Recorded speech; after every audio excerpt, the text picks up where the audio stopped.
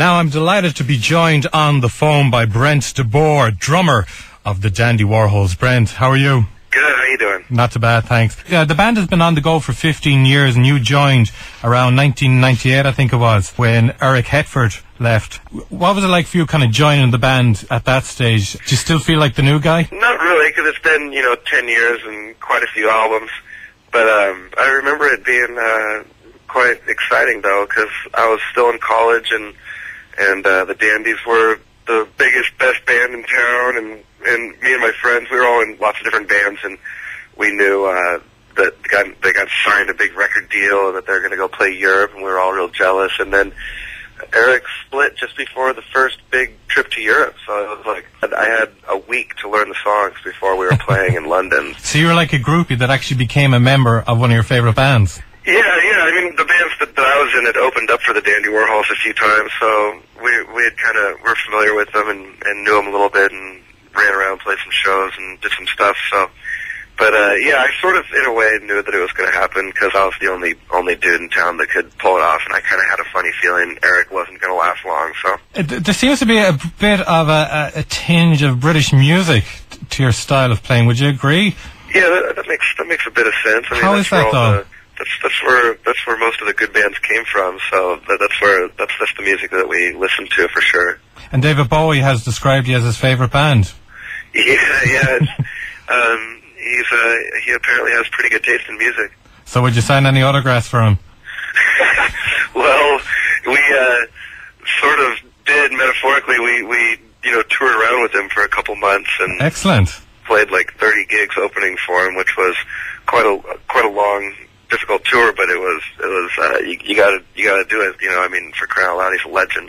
Just tell us there about like people. Even if they don't recognise the name of the song, Bohemian Like You, that is a huge hit. The minute it's played, people will recognise it, and we're going to actually play it in a few minutes. And it was quite popular for featuring on a Vodafone ad over here in Europe. Tell us what you did with the advertising money. We built a studio here in town called the Auditorium, and it has full editing.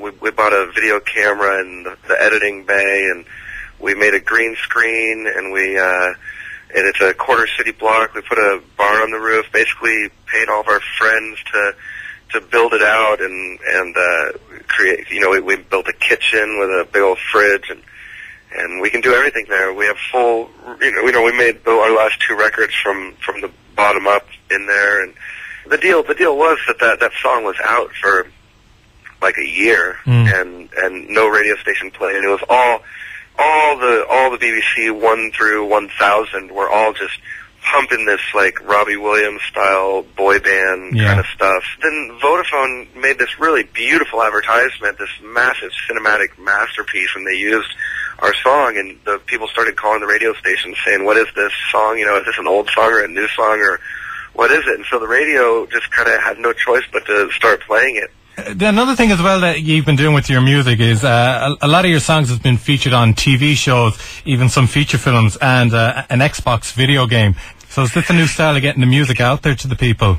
Yeah, I suppose in a way. The radio's not going to play our music, really. Not too many radio stations. I mean, you guys are obviously really cool and do, but generally, especially in America, there's just kind of a lot of garbage on the radio. But just not our style, and so since we don't fit into to any radio moniker here in America or in most countries around the world, the only way to not have to go get work at a coffee shop or something is to figure out a different way to use your music and get your music into people's ears, and also at the same time pay the bills. And it just turns out that people at movie studios and people in advertising agencies are full of kind of a lot younger, hipper people that listen to cooler music. And Baywatch was the most popular television show in the history of the world, so there you go. Doesn't it show what an intelligent race we are, really? Brent, thanks a million for your time.